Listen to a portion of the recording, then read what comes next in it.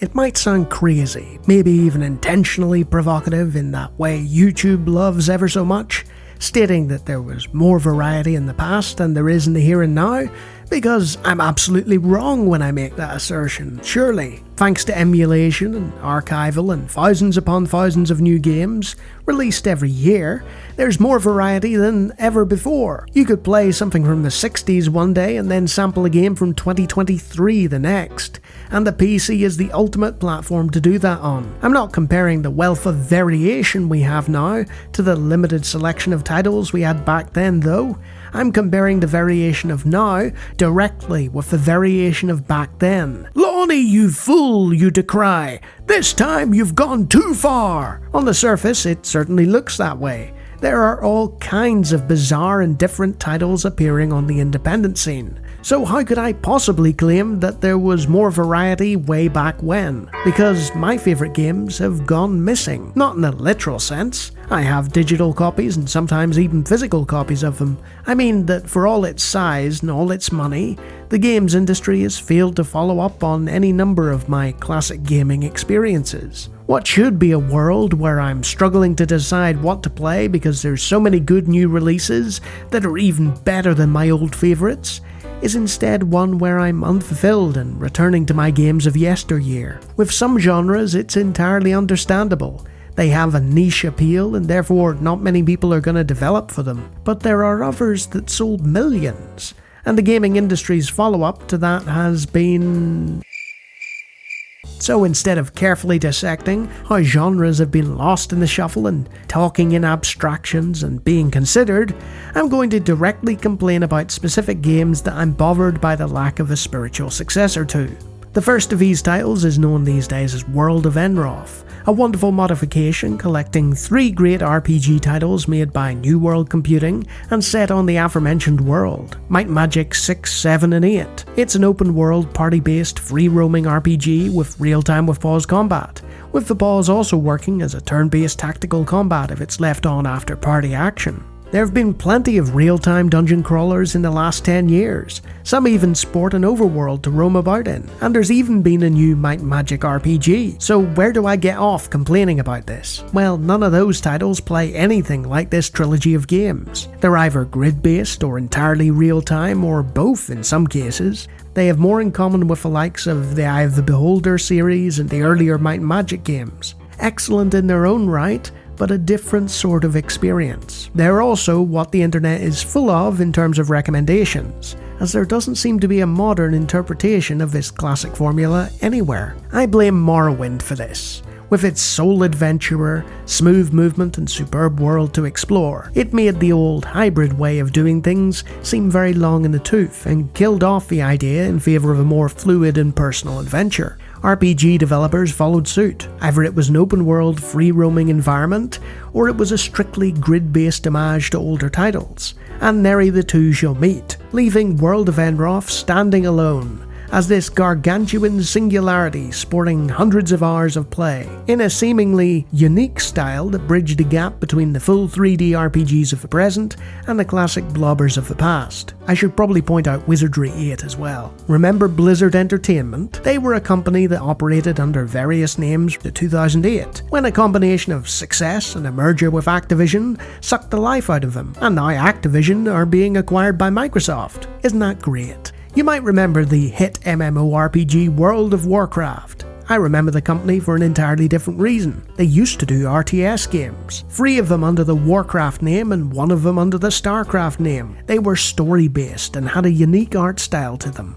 full of fantastic missions and well-voiced characters. Now, there have been a clutch of excellent story-based games in the genre since then. The likes of Battle for Middle-earth, Command & Conquer and Age of Empires all sold well, but none of them really did it in the way Blizzard did. And these days, the best you can hope for is the likes of Wormsign and Loria. A for effort, C for execution, unfortunately. It's not the first time I've complained about this, but it's like as soon as the 2010s rolled around, the world decided to forget about these kind of games. And that saddens me, because as I've said before, it wouldn't take much for an indie developer to even make a little spiritual successor to the second game. Fallout New Vegas by Obsidian Entertainment was a spiritual successor itself, a hybrid title and the last of a dying breed. It combined the choice and consequence and narrative-heavy elements of classic isometric CRPGs with the open-world gamebryo mechanics of more modern Bethesda RPGs, who acted as their publisher, striking a delicate balance between the two that was never to be seen again. Sure, we have Fallout 4 and Fallout 76, but comparing their writing to that of Obsidian's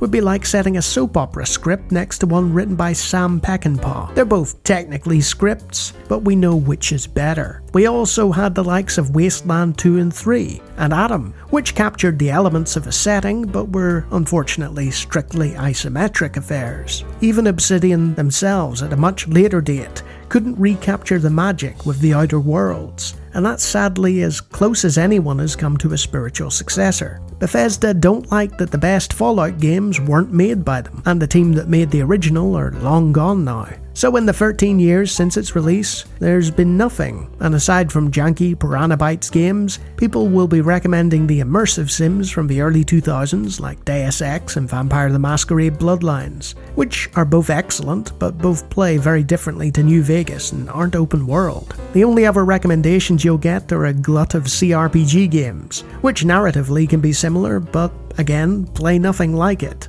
The sad reality of the modern gaming world is that those who would craft a narratively similar game can't afford or simply look down upon Bethesda's style of gameplay, and those who can afford that engine aren't interested in the narrative being as satisfying. The other type of RPG that is much easier to copy has magically seemed to elude the same people. Take your isometric RPG and offer a third-person camera with full lip sync and voice acting on the characters. That's what BioWare did and proceeded to make millions. But for the likes of Larian and In Exile and Obsidian, the only studios still capable of doing it, this is seen as some kind of mythical impossibility in 2023, when they could just make isometric games instead. Indie studios will also stay strictly isometric and limit their voice acting costs due to budget, and the original BioWare is a deceased corpse being puppeted by Electronic Arts. The handful of AA studios that attempt to be BioWare flatter to deceive, and their writing just doesn't pass muster, like French developer Spiders, who have now had multiple attempts to crack the formula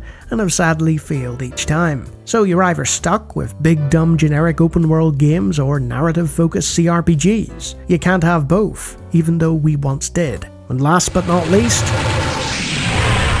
you guessed it, TIE Fighter. How on earth can a game with 2 sequels not have a spiritual successor? Marek Stell is the reason why. He doesn't defect to the rebellion, he just serves the Empire. No other space combat sim has done this since. X-Wing vs TIE Fighter was largely a multiplayer affair, with an eventual tacked-on balance of power campaign that didn't hold a candle to its predecessors. X-Wing Alliance was better graphically and mechanically, but told a story from the perspective of an outsider joining the rebellion, rather than having to operate within an evil organization. The Free Space series is as close as you can get to a spiritual successor, and I love both of them, but again, all these games came out in the 90s. The true spiritual successor to TIE Fighter turned out to be TIE Fighter, with the TIE Fighter Total Conversion project that I was involved in personally. Its reimagined campaign filled a hole that was gaping in the gaming market, and was incapable of being patched over by the likes of Star Wars Squadrons. Honestly, I feel like shaking the developers. It's not difficult. All you need to do is take the gameplay established by a previous series and transplant it into a modern engine, throw some well-written briefings and missions that are suspiciously similar to those games but different enough to avoid copyright, and hire some decent voice actors to read text. You don't need to change anything, it's a winning formula. And it's precisely because winning in modern gaming means sales that it's not a winning formula anymore. Space combat games may have been critically acclaimed, but they don't sell anymore, and so they're not being made anymore. They got lost in the shuffle during the era of the Quake, Deathmatch and Unreal tournaments, when joysticks stopped being a must-have device attached to your computer. Much like the mech simulation genre, those more considered hybrids between shooters and flight sims with plot-heavy mission structures vanished in the wake of the easier-to-consume arena FPS titles. I have a feeling it's not just genres I enjoy either. There's a distinct frustration that's palpable among all kinds of players